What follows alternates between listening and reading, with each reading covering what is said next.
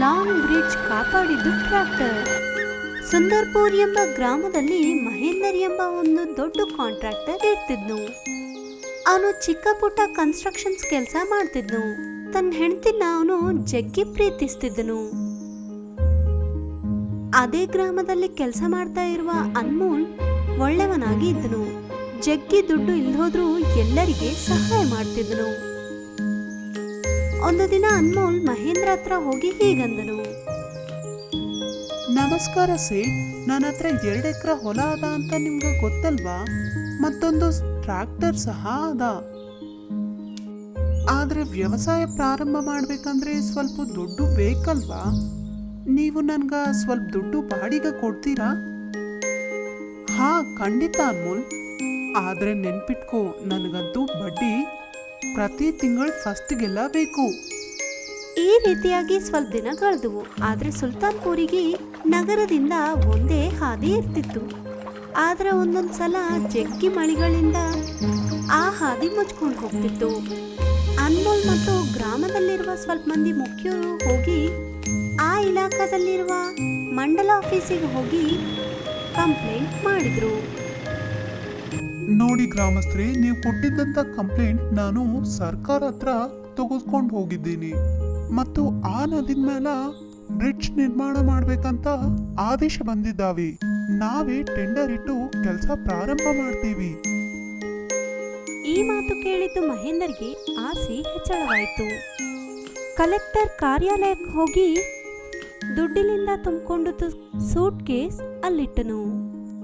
ಅರೆ ಕಲೆಕ್ಟರ್ ಸಾಬ್, ಪ್ರಭುತ್ವ ಉದ್ಯೋಗ ಮಾಡಿ ನೀವೆಷ್ಟು ಗಳಿಸ್ತೀರಿ? ಒಂದ್ ಹೇಳ್ಕ, ನೀವು ನನ್ಗೆ ಬ್ರಿಡ್ಜ್ ನಿರ್ಮಾಣ ಮಾಡುವ ಕಾಂಟ್ರಾಕ್ಟ್ ಇಸ್ಕೊಟ್ರೆ ನಿಮ್ಗ ಜಗ್ಗಿ ದುಡ್ಡು ಬರ್ತಾವೆ. ಸ್ವಲ್ಪ ಯೋಚಿಸಿ. ಮಹೇಂದ್ರ ಅವ್ರೆ, ನೀವು ದೊಡ್ಡವರು, ನೀವು ಹೇಳ್ತೀವಂದ್ರೆ ನಾ ಸ್ವಲ್ಪ ಪ್ರಯತ್ನ ಮಾಡ್ತೀನಿ. ಹೇಗೋ ಒಂದ್ರಂಗ ಏನೋ ಒಂದು ಮಾಡಿ ಆ ಕಲೆಕ್ಟರ್ ಆ ಕಾಂಟ್ರಾಕ್ಟ್ನ ಮಹೇಂದರ್ಗೆ ಬರಪ್ಲೆ ಮಾಡಿದ್ನು. ಮಹೇಂದರ್ ಅವ್ರೆ, ಈಗ ನಿಮ್ ಕಾಂಟ್ರಾಕ್ಟ್, ಆದ್ರೆ ನೀವು ನನ್ನ ಕಮಿಷನ್ ಮರ್ತು ಹೋಗ್ಬಾರ್ದು. ಅರೆ ಕಲೆಕ್ಟರ್ ಸಾಬ್, ಕಮಿಷನ್ ಏನು, ಎಲ್ಲ ರೊಕ್ಕ ಅರ್ಧ ಅರ್ಧ ತಗೊಂಬಣ. ಏನಕ್ಕಂದ್ರೆ ನಾ ಅಲ್ಲಿ ಬ್ರಿಡ್ಜ್ ನಿರ್ಮಾಣ ಮಾಡುವುದೇ ಇಲ್ಲ. ಆದ್ರೆ ಈ ಮಾತೆಲ್ಲ ಅನ್ಮೋಲ್ ಬಚ್ಚಿಟ್ಕೊಂಡು ಕಿಟಕಿಯಿಂದ ನೋಡಿದ್ನು. ಅವನು ಮಹೇಂದ್ರ ಹತ್ರ ಹೋಗಿ ಹೀಗಂದನು. ಮಹೇಂದರ್ ಅವ್ರೆ, ನೀವು ಮಾಡೋ ಈ ಕೆಲಸ ಸರಾಸರಿ ಅನ್ಯಾಯ ಇದೆ. ಆ ಬ್ರಿಡ್ಜ್ನಿಂದ ಎಲ್ಲರಿಗೆ ಒಳ್ಳೆವಾಗುತ್ತೆ, ನಿಮ್ಗೆ ಸಹ ಒಳ್ಳೆವಾಗುತ್ತೆ. ನೀವೊಂದ್ಸಲ ಯೋಚಿಸಿ. ನೀನು ಬಡವ ರೈತ, ನೀ ನನ್ಗೆ ಹೇಳ್ತಾ ಇದ್ದೀಯ ನಾಳಿನವರೆಗೆ ನನ್ನ ದುಡ್ಡೆಲ್ಲ ಹಿಂದಿರಿಸು. ಅರೆ ಓ ನಾಲಾಯಕ, ಹೋಗಿಲ್ಲಿಂದ. ಈ ರೀತಿಯಾಗಿ ಒದ್ದು ಅನ್ಮೋಲ್ಗೆ ಅಲ್ಲಿಂದ ಹೊಂಟು ಹಾಕಿದ್ನು. ಆದ್ರೆ ಮಧ್ಯದಲ್ಲಿ ಮಹೇಂದರ್ ಹೆಂಡತಿನ ಒಂದು ಭಯಂಕರವಾದ ಸರ್ಪ ಕಚ್ಚಿತು. ಆದ್ರೆ ಅವಳು ಬೇಹೋಶಾಗಿ ಬಿದ್ದೋದ್ಲು. ಕೂಡಲೇ ಆಂಬ್ಯುಲೆನ್ಸ್ ಬಂದು ಅವನ್ನ ಕರ್ಕೊಂಡು ಹೋಗ್ತಿತ್ತು. ಆದ್ರೆ ನದಿಯಲ್ಲಿ ನೀರು ಜಗ್ಗಿದ್ದ ಕಾರಣದಿಂದ ಆಂಬ್ಯುಲೆನ್ಸ್ ಅಲ್ಲೇ ನಿಂತು ಹೋಯ್ತು. ಆವಾಗೇ ಅಲ್ಲಿಗೆ ಅನ್ಮೋಲ್ ಬಂದನು. ಅರೆ ಹೆದರ್ಕೋಬೇಡಿ ಮಹೇಂದರ್ ಅವ್ರಿ, ಮೇಡಮ್ನ ನನ್ನ ಟ್ರ್ಯಾಕ್ಟರ್ನಲ್ಲಿ ಹಾಕಿ ನಾನು ನಿಮ್ನ ಮತ್ತು ಮೇಡಮ್ನ ಹಾಸ್ಪಿಟಲ್ ಕರ್ಕೊಂಡು ಹೋಗುವೆ. ಗ್ರಾಮಸ್ಥರೆಲ್ಲ ಕಲ್ತು 2 ದೊಡ್ಡ ಮರಗಳಿಂದ ಚೆಕ್ಕಿ ತೆಗೆದು ನದಿನಲ್ಲಿ ಹಾಕಿದ್ರು. ಅದರಿಂದ ಒಂದು ಹಾದಿ ಸಿಕ್ಕಿತು. ಆವಾಗ ಅನ್ಮೋಲ್ ಮೆಲ್ಲಕ್ಕಾಗಿ ಆ ಕಟ್ಗೆ ಬ್ರಿಡ್ಜ್ ಮ್ಯಾಲಿಂದ ಟ್ರ್ಯಾಕ್ಟರ್ ಚಲಿಸ್ತಾ ನದಿ ಆಚೆಗೆ ಹೋದನು. ಈ ರೀತಿಯಾಗಿ ಅವನು ಸರಿಯಾದ ಸಮಯಕ್ಕೆ ಹಾಸ್ಪಿಟಲ್ಗೆ ಕರ್ಕೊಂಡು ಹೋದನು. ಮಹೇಂದರ್ ಸಂತೋಷದಿಂದ ಅನ್ಮೋಲ್ ಋಣ ಮಾಫಿ ಮಾಡಿದ್ನು. ಮಾಯಾ ಟೊಮ್ಯಾಟೊ ಸೈಕಲ್ನವನು. ಸುಜಾತ್ಪುರ್ ಎಂಬ ಗ್ರಾಮದಲ್ಲಿ ಕೃಷ್ಣ ಎಂಬ ಬಡವ ರೈತ ಇದ್ದನು. ಅವನು ಜಗ್ಗಿ ಕಷ್ಟ ಮಾಡ್ತಿದ್ನು. ಯಾವಾಗಲೂ ಹೊಲದಲ್ಲಿ ಕೆಲಸ ಮಾಡ್ತಿದ್ನು ಮತ್ತು ಅದರಿಂದೇ ಕುಟುಂಬನ ಪೋಷಣೆ ಮಾಡ್ತಿದ್ನು. ಅವನು ಓದಿನಲ್ಲಿ ಪ್ರಥಮ ಸ್ಥಾನದಲ್ಲಿ ಇರ್ತಿದ್ನು ಮತ್ತು ಹಾಗೆ ಅವನು ಜಗ್ಗಿ ಕಷ್ಟಪಡ್ತಿದ್ದನು. ತಂದೆಗೆ ರಾಮ್ ಗೌರವ ಕೊಡ್ತಿದ್ನು.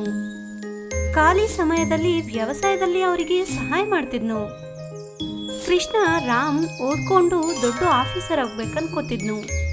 ತನ್ನ ಮಗ ತಂತರ ಕಷ್ಟ ಬೀಳ್ಬಾರ್ದಂತ ಅನ್ಕೋತಿದ್ನು. ಅರೆ ಮಗು, ನೀ ಮಣ್ಣಿನಲ್ಲಿ ಕೈ ಹಾಕಿಡ್ತಾ ಇದ್ದಿ, ನಡಿ ಹೋಗಿ ಓದ್ಕೋ. ಓದೋದು ನಾ ಹೇಗೂ ಮಾಡ್ತೀನಪ್ಪ, ವ್ಯವಸಾಯ ನಮ್ ಕೆಲ್ಸ, ಭೂಮಿ ನಮ್ ತಾಯಿ. ರಾಮನ್ ಪ್ರವರ್ತನೆಯಿಂದ ಕೃಷ್ಣ ಮನಸ್ಸಿನಲ್ಲಿ ಸಂತೋಷಪಟ್ಟನು. ಒಂದ್ಸಲ ಕೃಷ್ಣ ಪೂರ್ತಿ ಹೊಲದಲ್ಲಿ ಟಮಾಟಿ ಬೆಳೆ ಹಾಕಿದ್ನು ಮತ್ತು ಆ ಹೊಲ ಹಚ್ಚಗ ಹಾರಾಡ್ತಿತ್ತು. ಕೆಂಪು ಕೆಂಪು ಟಮಾಟಿ ಇದ್ದುವು. ಆದರೆ ದೇವ್ರ ನಿರ್ಣಯ ಬೇರೆ ಇತ್ತು. ಒಂದು ದಿನ ರಾತ್ರಿ ಜೋರಾಗಿ ಮಳೆ ಬಿತ್ತು. ಬೆಳೆ ಎಲ್ಲ ಮುಣಿಗ್ ಹೋಯ್ತು. ಅಯ್ಯೋ ದೇವ್ರೇ, ನೀ ಇದಂತೂ ಏನ್ ಮಾಡಿದೆ? ನಮ್ಮಂತ ಬಡವರು ಇರ್ಬೇಕನ್ಕೋತಾ ಇದೀಯಾ? ಇಲ್ಲ, ನನ್ ಪೂರ್ತಿ ಟಮಾಟಿ ಬೆಳೆ, ನನ್ ಬಾಂಡವಾಳ, ನನ್ ಕಷ್ಟ ಇವಾಗ ಏನಾಗ್ಬೇಕು? ಬೆಳೆ ನಷ್ಟದಿಂದ ಕೃಷ್ಣಗ ವಿಚಾರವನಿಸ್ತು. ಅವನು ಅನಾರೋಗ್ಯ ಪಾಲಾದನು. ತನ್ನ ತಂದಿನ ಈ ಪರಿಸ್ಥಿತಿ ನೋಡಿ ರಾಮುಗೆ ಕೋಪ ಬಂತು.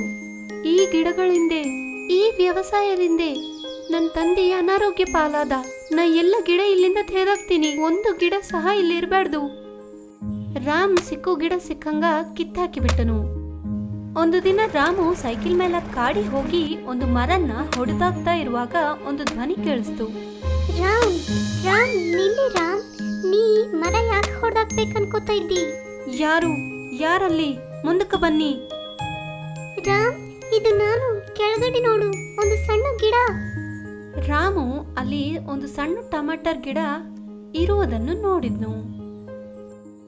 ನೀವೊಂದು ಸಣ್ಣ ಗಿಡ, ನೀ ಇಲ್ಲಿ ಹೇಗ್ ಬಂದಿ? ನಿನ್ ಜೊತೆ ಯಾ ಗಿಡ ಇಲ್ಲ? ರಾಮ್ ಮಾತು ಕೇಳಿದ್ದು ಆ ಗಿಡ, ರಾಮ್ ನನ್ ಕಡೆ ನೋಡು, ನಾ ನಿನ್ಗೆ ಇದು ಕಲ್ಸ್ಬೇಕನ್ಕೋತಾ ಇದ್ದೆ. ನಾ ಒಂದೇ ಗಿಡ ಇಲ್ಲಿ ಬೆಳೆದಿದ್ದೀನಿ, ನೀ ಯಾಕ ವ್ಯವಸಾಯ ಮಾಡಿ ಬೆಳಿ ನೋಡ್ಬಾರ್ದು? ಒಳ್ಳೆ ಬೆಳಿ ಬೆಳೆಸ್ತಿ. ಎಲ್ಲಕ್ಕಿಂತ ಮೊದಲು ನನ್ನ ಇಲ್ಲಿಂದ ತೆಗೆದುಕೊಂಡು ಹೋಗು. ಸಣ್ಣ ಗಿಡ ಹೇಳಿದ ಮಾತಿಗೆ ರಾಮ್ಗೆ ತನ್ನ ತಪ್ಪು ಅರಿಯಾಯ್ತು. ರಾಮ ಆ ಸಣ್ಣ ಟಮಾಟಿ ಗಿಡನ್ನ ಹೊಲದಲ್ಲಿ ನೆಡುವಿದನು. ಬೆಳಗ್ಗೆದ್ದು ಹೊಲದಲ್ಲಿ ಬಂದು ನೋಡಿ ಅವನು ಆಶ್ಚರ್ಯವಾದನು. ಪೂರ್ತಿ ಭೂಮಿಯೆಲ್ಲ ಟಮಾಟಿಯಿಂದ ತುಂಬೋಯ್ತು. ಅವನು ಆಶ್ಚರ್ಯವಾಗಿರುವುದನ್ನು ನೋಡಿ ಮಾಯಾ ಟಮಾಟಿ ಗಿಡ ಹೀಗಂತು. ರಾಮ್, ನಾನಿನ್ನ ಪರೀಕ್ಷಿಸ್ಬೇಕನ್ಕೊಂಡಿದ್ದೆ. ನಾ ಒಂದು ಮಾಯಾ ಟಮಾಟಿ ಗಿಡ. ಇವಾಗಿಂದ ನಿನ್ ಹೊಲದಲ್ಲಿ ಟಮಾಟಿ ಬೆಳೆ ಹಾಳಾಗಲ್ದು. ನಿನ್ಗೆ ಬೇಕಾದಷ್ಟು ಟಮಾಟಿ ಒಯ್ದು ಮಾರಾಟ ಮಾಡು. ರಾಮ್ ದೇವರಿಗೆ ಧನ್ಯವಾದ ಹೇಳಿದ್ನು ಮತ್ತು ಸೈಕಲ್ ಮೇಲೆ ಟಮಾಟಿ ತೆಗೆದುಕೊಂಡು ಹೋಗಿ ಮಾರಾಟ ಮಾಡಿದ್ನು. ಟಮಾಟಿ ತಾಜಾ ಆಗಿ ಇರುವುದರಿಂದ ಬೇಗ ಮಾರಾಟ ಆದವು ಮತ್ತು ತನ್ನ ಬಡತನ ದೂರ ಆಯ್ತು. ಸೇಠ್ ರಮಾವುದ್ದೀನ್ ಮಕ್ಕಳು ಕಮಲ್ ಮತ್ತು ಚಮನ್. ಇಬ್ಬರು ಅವಳಿ ಮಕ್ಕಳಾದರೂ ಇಬ್ಬರ ಪ್ರವರ್ತನ ಬೇರೆಯಾಗಿ ಇರ್ತಿತ್ತು. ಕಮಲ್ ಹಠಮಾರಿಯಾಗಿ ಬರೆದು ಓದೋದು ಇಷ್ಟ ಅನ್ನಿಸ್ತಿರ್ಲಿಲ್ಲ. ವಿಮಲ್ ಶಾಂತ ಸ್ವಭಾವಿಯಾಗಿ ಇದ್ದನು ಮತ್ತು ಅವನು ಓದಿನಲ್ಲಿ ಫಸ್ಟ್ ಬರ್ತಿದ್ನು. ಸ್ಕೂಲ್ನಲ್ಲಿ ಎಲ್ಲರೂ ಅವನಿಗೆ ಹೊಗಳ್ತಿದ್ರು. ರಮಾದೀನ್ ಸ್ಕೂಲಿಂದ ಬರುವ ಕಂಪ್ಲೇಂಟ್ಸ್ಗೆ ಪರೇಶಾನ್ ಆಗಿ ಇದ್ದನು. ಅವನು ಕಮಲ್ನ ಯಾವಾಗೂ ಬೈತಿದ್ದನು. ಕಮಲ್, ನಾನು ನಿನ್ಗೆ ಈ ಸಲ ಹೇಳಬೇಕು, ಹಠ ಮಾಡೋದು ಬಂದ್ ಮಾಡು. ಇವತ್ತು ಸಹ ಸ್ಕೂಲಿಂದ ನಿನ್ ಮೇಲೆ ಕಂಪ್ಲೇಂಟ್ ಬಂದಿದೆ. ನಿನ್ ತಮ್ಮ ವಿಮಲ್ಗೆ ನೋಡು, ಅವನೆಷ್ಟು ಚೆನ್ನಾಗಿ ಓದ್ಕೋತಾ ಇದ್ದಾನೆ. ಅವನ ಮೇಲೆ ಒಂದು ಕಂಪ್ಲೇಂಟ್ ಸಹ ಇಲ್ಲ. ಆದರೂ ಕಮಲ್ ಪ್ರವರ್ತನೆಯಲ್ಲಿ ಎಂಥ ಮಾರ್ಪಿಲ್ಲ. ಸಮಯ ಅನುಗುಣವಾಗಿ ಇಬ್ಬರು ಮಕ್ಕಳು ಬೆಳೆದ್ರು. ಒಂದ್ಸಲ ತನ್ನ ಹುಟ್ಟಿದಬ್ಬದ ದಿನ ಕಮಲ್ ಹಠ ಮಾಡಿದ್ನು. ಅಪ್ಪ, ನಾ ಇವಾಗ ದೊಡ್ಡವನಾಗೀನಿ, ನನ್ಗೊಂದು ಬೈಕ್ ಬೇಕು, ಒಂದು ಬೈಕ್ ಇಸ್ಕೊಡಿ. ಏನೋ ಬೈಕ್ ಬೇಕಾ? ಇಸ್ಕೊಡೋದೇ ಇಲ್ಲ. ಯಾವುದಾದ್ರೂ ಒಂದು ಕೆಲಸ ಮಾಡು, ಅದರಿಂದ ನಿನ್ಗ ಬೈಕ್ ಬಹುಮಾನ ಬರಪ್ಲೆ. ನಿನ್ ತಮ್ಮ ವಿಮಲ್ನ ನೋಡು, ಸ್ವಲ್ಪ ದಿನದೊಳಗ ಅವನು ಡಾಕ್ಟರ್ ಆಗ್ತಾನೆ ಮತ್ತು ನೀನು ಅವಾರನೇ ಅವಾರ. ಆದರೂ ಅವನ ಹಠ ಮುಂದ ರಮಾವುದ್ದೀನ್ ಮಾತು ನಡಿಲಿಲ್ಲ. ಅವನಿಗೆ ಹೇಗೋ ಒಂಥರ ಬೈಕ್ ಇಸ್ಕೊಟ್ನು. ಇವಾಗ ಅವನು ಪೂರ್ತಿ ಆವಾರ ಆಗಿ ಗ್ರಾಮ ಎಲ್ಲ ಓಡಾಡ್ತಿದ್ನು. ವಿಮಲ್ ಒಂದು ದೊಡ್ಡ ಡಾಕ್ಟರ್ ಆಗಿ ಒಂದು ಒಳ್ಳೆ ಹಾಸ್ಪಿಟಲ್ನಲ್ಲಿ ಕೆಲಸ ಮಾಡ್ತಿದ್ನು. ಒಂದು ದಿನ ಆ ಗ್ರಾಮದಲ್ಲಿ ದೊಡ್ಡ ಮಳೆ ಬಂತು. ಪೂರ್ತಿ ಹಾದಿಗಳೆಲ್ಲ ಬಂದಾಗಿದ್ವು. ಅವಾಗೆ ಆಕಸ್ಮಿಕವಾಗಿ ರಮಾದಿನ ಆರೋಗ್ಯ ಹಾಳಾಯಿತು. ಕಮಲ್ ತನ್ನ ತಮ್ಮ ವಿಮಲ್ಗೆ ಫೋನ್ ಮಾಡಿದ್ನು. ವಿಮಲ್, ಅಪ್ಪನ ಆರೋಗ್ಯ ಹಾಳಾಗಿದೆ ಅಣ್ಣ, ಆಂಬ್ಯುಲೆನ್ಸ್ ಕಳ್ಸೋದು ಸಾಧ್ಯವಾಗಲ್ದು, ಎಲ್ಲ ಹಾದಿ ಬಂದಾಗಿದ್ದ. ಕಮಲ್, ನೀ ಅವ್ರನ್ನ ಹಾಸ್ಪಿಟಲ್ಗೆ ಕರ್ಕೊಂಡು ಬರ್ತೀಯಾ? ಈ ಮಾತು ಕೇಳಿದ್ದ ರಮಾದೀನ್, ಅರೆ ಓ ನಾಲಾಯ್ಕ, ನೀ ನನ್ನ ಕೊಲ್ಲಿ ಹಾಳು ಮಾಡ್ತಿ. ನಿನ್ನ ಹತ್ರ ಬೇರೆ ಮಾರ್ಗನೇ ಇಲ್ಲ. ಇವತ್ತು ವಿಮಲ್ ನನ್ನ ಹತ್ರ ಇದ್ರೆ ನನ್ನ ಗತಿ ಹೀಗಿರ್ತಿರ್ಲಿಲ್ಲ. ಈ ಮಾತು ಕೇಳಿದ್ದು ಕಮಲ್ ವಿಚಾರವಾದನು. ತನ್ನ ಮನಸ್ಸಿನಲ್ಲಿ ಒಂದು ಉಪಾಯ ಹೊಳೆಯಿತು. ಕಮಲ್ ತನ್ನ ಬೈಕಿಗೆ ಒಂದು ಡಿಕ್ಕಿ ಅಟ್ಯಾಚ್ ಮಾಡಿ ಆಂಬ್ಯುಲೆನ್ಸ್ ಮಾಡಿದ್ನು ಮತ್ತು ಅದರಲ್ಲಿ ತನ್ನ ತಂದೆಗೆ ಕೂಡಿಸ್ಕೊಂಡು ಹಾಸ್ಪಿಟಲ್ ಹೋದನು. ಕೂಡಲೇ ವಿಮಲ್ ತನ್ನ ತಂದೆಗೆ ವೈದ್ಯ ಮಾಡಿದ್ನು. ನಂತರ ರಮಾದ್ದೀನ್ ಆರಾಮಾಗಿದ್ನು. ನಂತರ ರಮಾದ್ದೀನ್ ಕಮಲಿಗೆ ಕರೆದು ಹೀಗಂದನು. ಕಮಲ್, ನೀ ಮಾಡಿದ್ದಂಥ ಕೆಲಸ ಯಾರಿಗೆ ಮಾಡಲಿಕ್ಕೆ ಸಾಧ್ಯವಿಲ್ಲ. ನಿನ್ನಿಂದ ಮತ್ತು ನಿನ್ನ ಆಂಬ್ಯುಲೆನ್ಸ್ ಐಡಿಯಾಲಿಂದ ನನಗೆ ಸಂತೋಷ ಸಿಕ್ಕಿತು. ನಿನ್ನ ಈ ಉಪಾಯ ಪ್ರಯೋಜನವಾಗಲಿ. ನಾನು ನಿನಗೆ ಇನ್ನೂ ಬೈಕ್ ಇಸ್ಕೊಡ್ತೀನಿ. ಅದರಿಂದ ನೀನು ಬೈಕ್ ಮೊಬೈಲ್ ಆಂಬ್ಯುಲೆನ್ಸ್ ತಯಾರು ಮಾಡು. ಸರಿಯಪ್ಪ, ನೀವು ಹೇಳಿದಂಗೆ ಮಾಡ್ತೀನಿ. ಕಮಲ್ ತನ್ನ ತಂದೆ ಸಹಾಯದಿಂದ ಇನ್ನೊಂದು ಬೈಕ್ ಆಂಬ್ಯುಲೆನ್ಸ್ ಮಾಡಿದ್ನು. ಈ ರೀತಿಯಾಗಿ ಗ್ರಾಮಸ್ಥರಿಗೆ ಸೇವೆ ಮಾಡ್ತಿದ್ನು. ಈ ರೀತಿಯಾಗಿ ಹಠ ಮಾಡೋ ಕಮಲ್ ಬೈಕ್ ಆಂಬ್ಯುಲೆನ್ಸ್ ಕಮಲ್ ಆದನು. ಎಲ್ಲರೂ ಅವನ್ನ ತಾರೀಫ್ ಮಾಡ್ತಿದ್ರು.